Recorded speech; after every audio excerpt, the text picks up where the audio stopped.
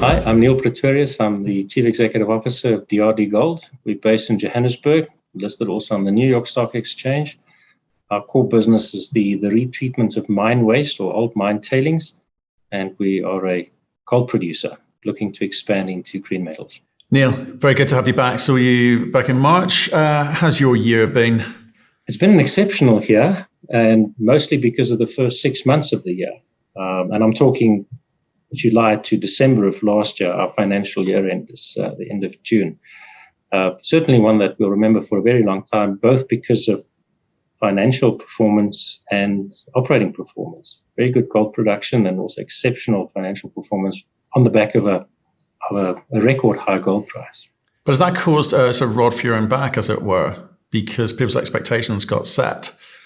And obviously since then, it's been a little bit of a trickier ride in the gold space. I think there's a slight aberration in May, June, but you've pretty much been moving sideways since. So what's your take on that? Just happy that the money came in? Yes, happy that the money came in, and also very happy that we're now in a position to accelerate some of our capital projects. Look, we adjust our expectation of what's normal very quickly. And a $2,000 gold price, I don't think is quite normal. Remember just the peculiarity of last year with COVID and the lockdown and global economic uncertainty and so forth, people rushing back into the arms of gold.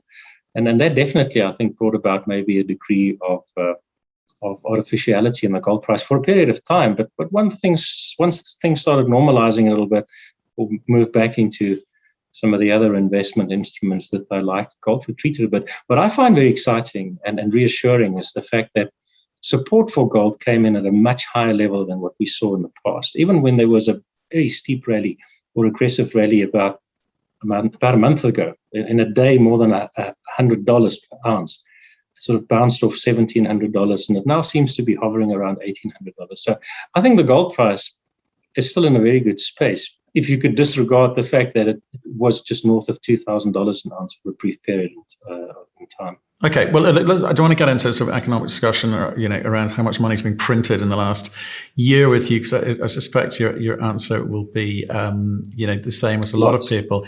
Gold's got to react to that. It hasn't for a period of time, settling around 1,800 now. Quite frankly, if I said to you 2 years ago, would you take $1,800 gold? You'd have bitten my arm off, wouldn't you? Quick answer and a very short answer, yes, of course. Right, but the market seems disappointed. It hasn't stayed around 2,000. It hasn't got to 3,000. All of those wonderful targets and conversations that were being had in the middle of last year. But as a business, $1,800 gold, you can make money. You are, tell us a little bit about the numbers since we last spoke back in March. I mean, how do you think you've been performing? Well, for the year, I mean, we saw revenue up 26%. We saw operating profit up 39%. Headline earnings up more than 120%. So it's been an exceptional year. We settled into, I think, something a little bit more realistic and supported more by the fundamentals, the true fundamentals of the global economy at the moment. So you won't quite see similar sort of numbers this year. The gold price has come off, as I said, highs. It's about $200 less than what it was for a large part of the year, proportion of the year. But it's still very attractive, and it's still allowing us to not only generate the sort of free cash that we need to cover the capex projects that we need to invest in order to optimize our portfolio of assets, but it's enabling us to accelerate some of those. We did declare a dividend, a final dividend, 40 cents, which brought the dividend to 80 cents for the year, South African cents, which is a good dividend comparatively speaking. But we still have a lot of cash. We didn't distribute all of our cash, and that's because we want to invest more in deposition capacity. We want to increase the size of our deposition facilities, because that's really the true bottleneck in the volume throughput rate that one can maintain. And then we also want to move forward on our second phase on the Far West operations that I've spoken about in the past as well. So it positions us really well for the future. And what we want to do, obviously, is gold will go through other super cycles at some point or another. And it will also go through some of the troughs as it does. And we do take full exposure to the gold price. So we want to make sure that when it does hit the lows, that the embedded resilience of the business is such that we can see those through without having to sacrifice anything in terms of setup. But we also want to be set up in such a way that we can take full advantage of the super cycle as and when it comes. And that, I think that was the big thing for us last year, towards the end of the year, the first half of the financial year, is that gold price was high, but we were so well positioned to take full advantage of that because we saw some very good production numbers coming. Yeah, look, and you run we've been through this before, and people should look at the links I'll put below to the previous interviews. You're a very efficient, process-driven business, and you had a breakout year in 2020, okay, from where you sat for a long time, a few years before that. Real breakout year. The Sibanye-Stillwater deal obviously kind of, I think, got people a little bit excited. But I'm going to ask you the same question I asked you in the last interview is this just a dividend story now, or can this be a growth story? And if so, how is it going to do that? Yeah. Look, I think the value proposition that we took to investors in the past was, on the one hand, we take full exposure to the gold price. We're an unhedged producer. So if you can call the gold price, then you could use that and trade the stock on the way down and on the way up. And we find that many of our long-term investors, people are long DRD gold, actually do trade the stock regularly. But obviously, there's also the dividend part. There's income. And in a low interest rate environment, that income is not insignificant. But I do think that with the association with Sibanye-Stillwater, and particularly the example that they've set in the recent past and how the markets responded to how they expanded their portfolio of products, it's definitely opened up new opportunities for us as well. And we've said in the recent past, and we'll continue to say that going forward, that we are deliberately aligning ourselves with the broader strategy of Sibanye-Stillwater. And that is a growth strategy because they are aggressively expanding into the area of green metals used for the generation and storage of green energy. And everywhere where they go, obviously, or most places, there will be mine waste. And we call it stockpile in our universe. And we would want to be there. We want to sort of slot in behind them, follow them where they go, and see if we can also take exposure to those. What does that mean? That's their growth story. And yeah, they're going to create stockpiles for you in, I guess, historically gold, PGMs we talked about last time, and now recently they're talking the language of battery metals. They're already starting that process now. But technically, are you capable of dealing with PGMs with whichever battery metals, nickel, copper, whatever they may be going after? If I look at our skills, our core competency is to move vast quantities of mine waste over long distances and set it up in such a way that it arrives in a fairly at a steady rate. We can set up management systems within the plant to meticulously track every part of the process, et cetera, et cetera.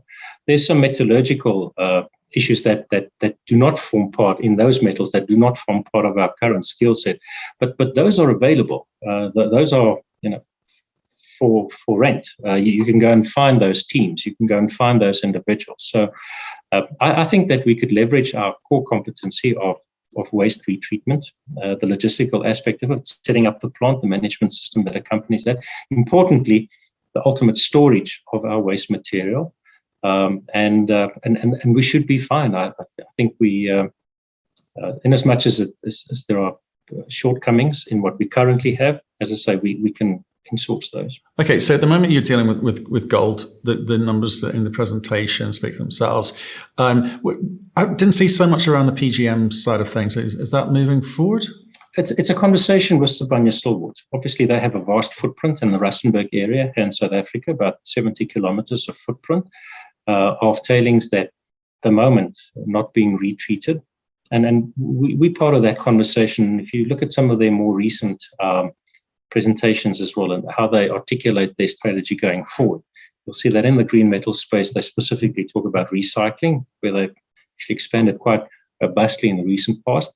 And then also as part of the of that summary of that parcel or basket of metals and range of activities, they include tailings retreatment. And that's the space that we for, the tailings retreatment part.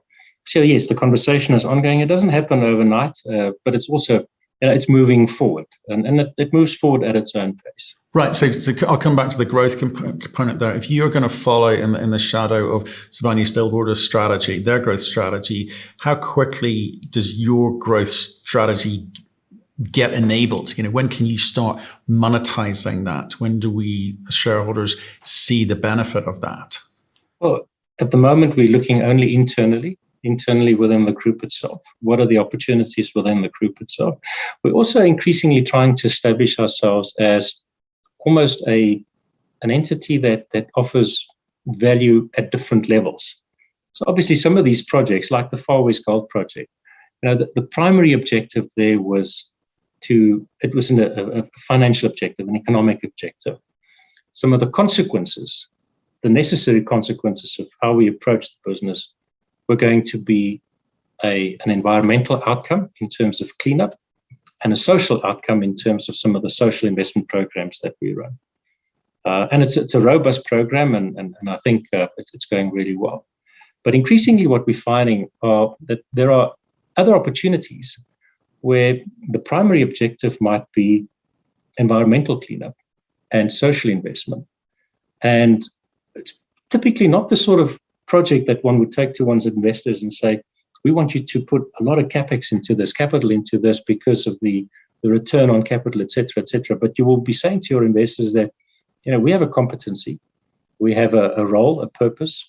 We could do something meaningful here. There's this legacy of mining, this environmental legacy of mining that is just lying there, which is frankly, in certain instances, almost an embarrassment. And we could step in and we could do something about it. And the quality of life of those living in and around those areas could be enhanced, and the state that the environment's in, that the planet's in, could also be enhanced. And it would come either at no cost or at insignificant cost because of how we want to approach this. Personally, I don't think our investors would be offended by it. I think our investors would actually be supportive of doing something that might not have this vast economic upside, but that will deliver into an environmental or into a social value add proposition. And we're having conversations with Sibanye-Stillwater also in that regard, because some of the assets that they acquired are mature assets. They're assets where in terms of environmental closure and in terms of remaining economic life, there's maybe a bit of a lag, and you need to start planning towards closure right now so that you could get some of the infrastructure necessary for that, to do it at zero or very little cost. Some of that infrastructure could be repurposed and applied in that fashion. I think that's another value proposition, which I almost get the sense that the contemporary morality of investment is almost demanding some of that as part of the investment story. And then that's undoubtedly something that we could do, considering that we're already using mostly recycled water or grey water in our process, considering that we're going to be aggressively investing in solar power in the not too distant future. So we'll be producing a metal in certain instances at a very attractive rate, all the ones that we're running with now, using green power and grey water, and in the process cleaning up the environment. It's just, I don't think you can get any more green than that. Well, look, I think literally and figuratively, the mining industry needs to clean its act up. So I would agree with you. Okay, I agree with you. And there's a big green thematic going through the market at the moment. The narrative is changing for lots of companies. But to give you permission to do that, you need to perform. You need to perform with the share price. You need to perform with cash generation, with the growth story. And that's really what you're going to be judged on by investors, because that's how they make money. You can't blame them for that. But so it's all about, as with all things, timing. So can you clearly articulate the growth story today, which will then allow you to have conversations around this remediation, cleanup, however you want to describe the outcomes component of your business? So do you think that's a fair comment that that's how your investors are looking at you? I think the intelligent investor will most definitely ask that question, because I don't think it's up to, we don't decide where our investors spend their charity money. We provide an opportunity for them to spend investment money, but we also need to structure that investment in such a way that it appeals to them, and that it ticks a number of boxes. Now, sustainable development, which really encompasses both the E and the S of ESG, that's been part of who we are and what we do for more than a decade. And it's been our social dividend and our environmental dividend over the last decade have been as important to us as our financial dividend. And a company with that focus, this company has paid a dividend now for 14 years without interruption. It's the company that, admittedly, after a very good transaction and following a very peculiar year internationally, globally, also came in number one out of the top 100 companies in South Africa, the Sunday Times. So in other words, it was the most rewarding 5-year investment over that period in South Africa. And it has this sort of approach. So I think, what we want to say to the market is that, and this is maybe where we are differentiating ourselves, is that we don't look at social capital and environmental capital as an add-on cost. We're trying to structure the business in such a way that you don't really have to compromise on your financial return in order to also cover the areas of environmental capital or environmental value add and social value add. That's been the essence of our entire story. And by way of example, the water that we use, where we use recycled grey water, not only does it add to sort of the environmental value add composite of the company, but it's also cheaper because of the way that we structured it. So, it delivers value at multiple levels. In terms of some of the social investments that we do, we open up a bit of land every now and then, but you don't buy a DRD Gold stock because of its land holdings. You buy it because it's a gold producer.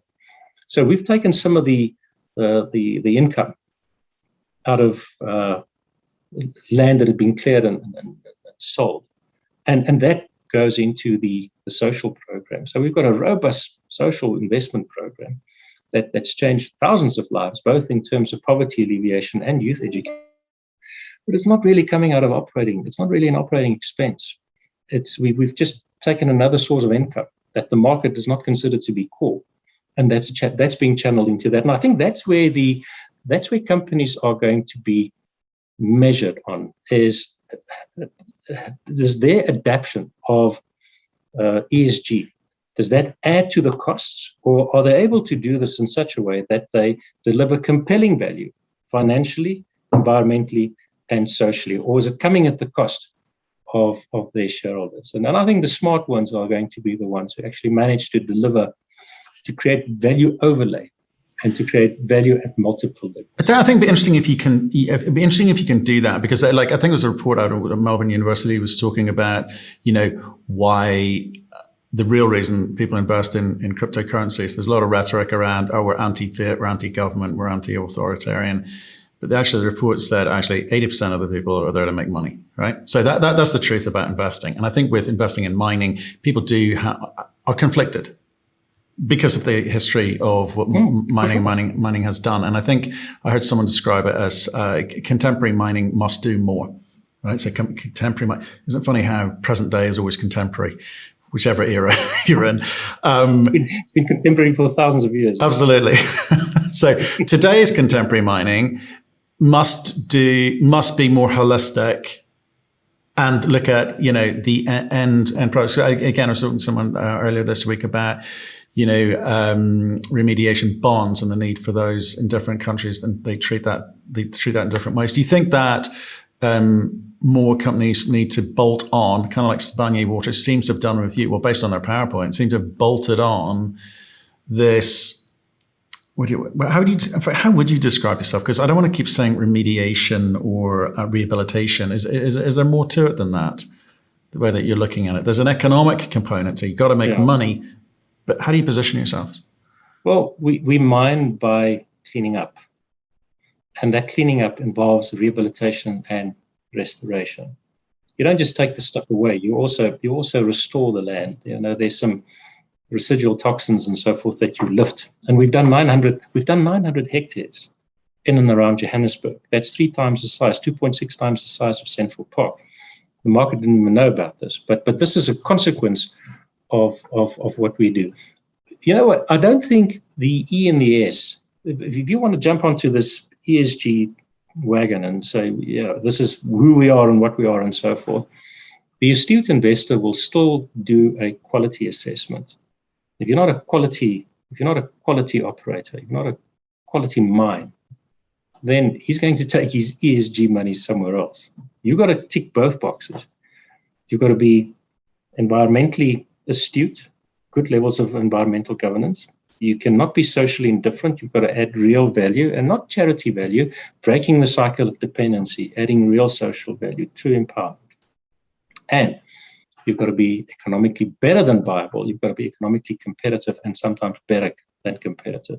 But ESG is not going to be an excuse for mediocrity. But do you think it's here to stay? Yeah, because I'm going to quote a fund manager friend of mine said, ESG is actually, it does more damage than it does good. It's this period's thing. It used to be CSR, corporate social responsibility. Before that, it was something else. There's always a theme to help differentiate for the funds. There's always a theme to help, companies differentiate so that they can attract money. Do you think that ESG is here to stay in the form we see today? I actually think that the really good companies have for years been astute in terms of environmental governance and social relevance. If you think that your environmental delivery or your environmental value add and your social value add, if you think that that's part of marketing, and you think you can fake your way through it by getting a consultant to write a generic sort of report on, and you recite these so-called values without really doing much, then, you're not going to be around in any event for very long. The companies that survive in the long term, that thrive in the long term, are the sustainable ones, and sustainability have very distinct components. So yes, I think that it might be called something different, but I think true sustainability, environmental and social and economic sustainability, are going to be with us for many, many years to come. It's not going to go away. And you know what, the fact of the matter also is that the planet's been damaged. If you look at weather patterns, the number of times every year that we have 100-year storms across the world, there's something amiss. There's something wrong. The world is angry. We've just come through a terrible crisis. There's so many people who are jobless, who are angry, who are frustrated because they have nothing. And the one thing that they also don't have is hope. So your social programs have got to go way beyond charity and focus on true sustainability. So it's inevitable that it's going to be with us for many, many years to come. Yeah, I think people are angry. They've gone to Twitter, but they are angry. I shouldn't joke. It's a serious issue. But so is being a decent civil human being in terms of your communication with other people.